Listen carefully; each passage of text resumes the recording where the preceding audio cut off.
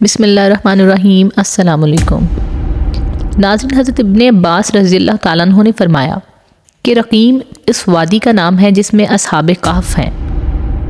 آیت میں ان اصحاب کی نسبت فرمایا کہ یہ وہ ہیں جو اپنی کافر قوم سے اپنا ایمان بچانے کے لیے بھاگے۔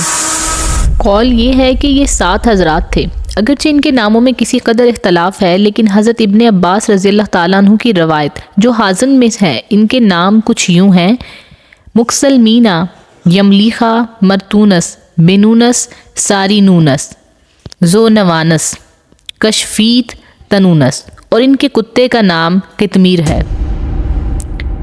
یہ اسما دروازے پر لکھ کر لگا دیے جائیں تو مکان جلنے سے محفوظ رہتا ہے، سرمایہ پر رکھ دیے جائیں تو چوری نہیں ہوتی، کشتی یا جہاز ان کی برکت سے غرق نہیں ہوتا۔ اس واقعے کے متعلق آپ کو بتاتے چلیں کہ حضرت عیسیٰ علیہ السلام کے بعد اہل انجیل کی حالت ابتر ہو گئی۔ وہ بت پرستی میں مبتلا ہوئے اور دوسروں کو بھی بت پرستی پر مجبور کرنے لگے۔ ان میں دقیانوس بادشاہ بڑا جابر تھا، جو بت پرستی پر راضی نہ ہوتا ان کو قتل کر ڈالتا۔ اصحاب کہف شہر افسوس کے شرفاء و معززین میں سے ایماندار لوگ تھے۔ دقیانوس کے جبر و ظلم سے اپنا ایمان بچانے کے لیے بھاگے اور قریب کے ایک پہاڑ میں ایک غار کے اندر پناہ گزین ہوئے۔ وہاں سو گئے، 300 برس سے زیادہ عرصہ تک اسی حالت میں رہے۔ بادشاہ کو جستجو سے معلوم ہوا کہ وہ غار کے اندر ہیں، تو اس نے حکم دیا کہ غار کو ایک سنگین دیوار کھینچ کر بند کر دیا جائے تاکہ وہ اس میں مر کر رہ جائیں اور وہ ان کی قبر ہو جائے۔ یہی ان کی سزا ہے۔ عمال حکومت میں سے یہ کام جس کے سپرد کیا گیا وہ نیک آدمی تھا۔ اس نے ان اصحاب کے نام، تعداد، پورا واقعہ ران کی تختی پر کندہ کر تانبے کے صندوق میں دیوار کی بنیاد کے اندر محفوظ کر دیا۔ یہ بھی بیان کیا گیا ہے کہ اسی طرح ایک تختی شاہی خزانے میں بھی محفوظ کرا دی گئی۔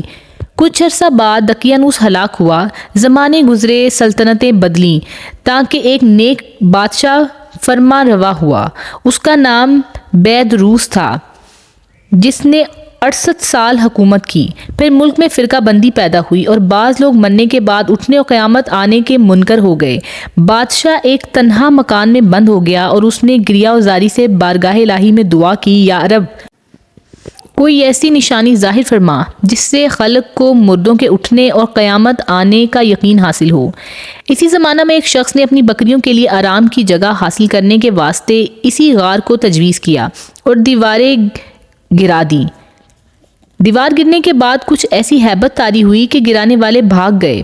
اصحاب کہف بحکم الہی فرحان و شاداں اٹھے، چہرے شگفتہ، طبیعتیں خوش، زندگی کی تر و تازگی موجود۔ ایک نے دوسرے کو سلام کیا، نماز کے لیے کھڑے ہو گئے۔ فارغ ہو کر یملیخہ سے کہا، آپ جائیے اور بازار سے کچھ کھانے کو بھی لائیے، اور یہ خبر بھی لائیے کہ دقیانوس کا ہم لوگوں کی نسبت کیا ارادہ ہے۔ وہ بازار گئے اور شہر پناہ کے دروازے پر اسلامی علامت دیکھی، نئے نئے لوگ پائے، انہیں حضرت عیسیٰ علیہ السلام کے نام کی قسم کھاتے سنا۔ تعجب ہوا، یہ کیا معاملہ ہے؟ کل تو کوئی شخص اپنا ایمان ظاہر نہیں کر سکتا تھا، حضرت عیسیٰ علیہ السلام کا نام لینے سے قتل کر دیا جاتا تھا۔ آج اسلامی علامتیں شہر پناہ پر ظاہر ہیں، لوگ بخوف و خطر حضرت عیسیٰ علیہ السلام کے نام کی قسم کھاتے ہیں۔ پھر آپ نان پز کی دکان پر گئے، کھانا خریدنے کے لیے ان کو دقیانوسی سکہ کا روپیہ دیا، جس کا چلن صدیوں سے موقوف ہو گیا تھا اور اس کا دیکھنے والا کوئی بھی باقی نہ رہا تھا۔ بازار والوں نے خیال کیا کہ کوئی پرانا خزانہ ان کے ہاتھ آ گیا ہے، انہیں پکڑ کر حاکم کے پاس لے گئے۔ وہ نیک شخص تھا، اس نے بھی ان سے دریافت کیا کہ خزانہ کہاں ہے۔ انہوں نے کہا، خزانہ کہیں نہیں ہے، یہ روپیہ ہمارا اپنا ہے۔ حاکم نے کہا، یہ بات کس طرح قابل یقین نہیں، اس میں جو سن موجود ہے وہ 300 برس سے زیادہ کا ہے اور آپ نوجوان ہیں، ہم لوگ بوڑھے ہیں، ہم نے تو کبھی یہ سکہ دیکھا ہی نہیں۔ آپ نے فرمایا، میں جو دریافت کروں گا وہ ٹھیک ٹھیک بتاؤں گا تو معاملہ حل ہو جائے گا۔ یہ بتاؤ کہ دقیانوس بادشاہ کس حال و خیال میں ہے۔ حاکم نے کہا کہ آج روئے زمین پر اس نام کا کوئی بادشاہ نہیں۔ سینکڑوں برس ہوئے جب ایک بے ایمان بادشاہ اس نام کا گزرا ہے۔ آپ نے فرمایا، کل ہی تو ہم اس کے خوف سے جان بچا کر بھاگے ہیں۔ میرے ساتھی قریب کے پہاڑ میں غار کے اندر پناہ گزین ہیں، چلو میں تمہیں ان سے ملا دوں۔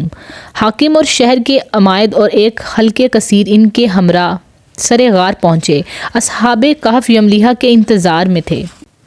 کثیر لوگوں کے آنے کی آواز اور کھٹکے سن کر سمجھے کہ یملیحہ پکڑے گئے اور دقیانوسی فوج ہماری جستجو میں آ رہی ہے۔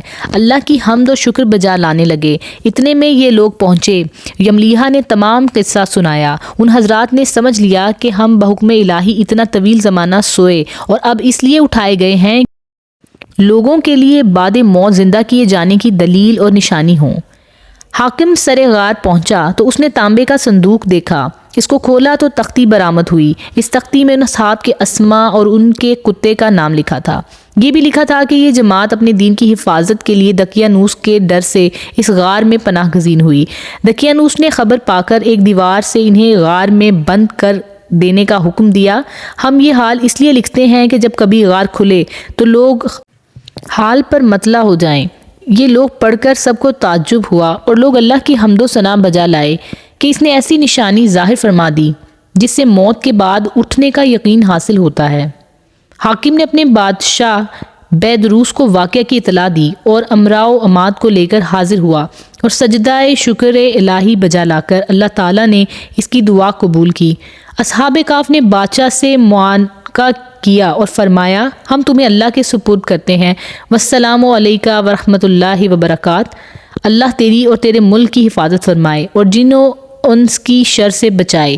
بادشاہ کھڑا ہی تھا کہ وہ حضرات اپنی خوابگاہوں کی طرف واپس ہو کر مصروف خواب ہوئے اور اللہ تعالیٰ نے انہیں وفات دی۔ بادشاہ نے سال کے اس صندوق میں ان کے اجساد کو محفوظ کیا اور اللہ تعالیٰ نے روب سے ان کی حفاظت فرمائی کہ کسی کی مجال نہیں کہ وہ وہاں پہنچ سکے۔ بادشاہ نے سر غار مسجد بنا کر حکم دیا اور ایک معین کیا۔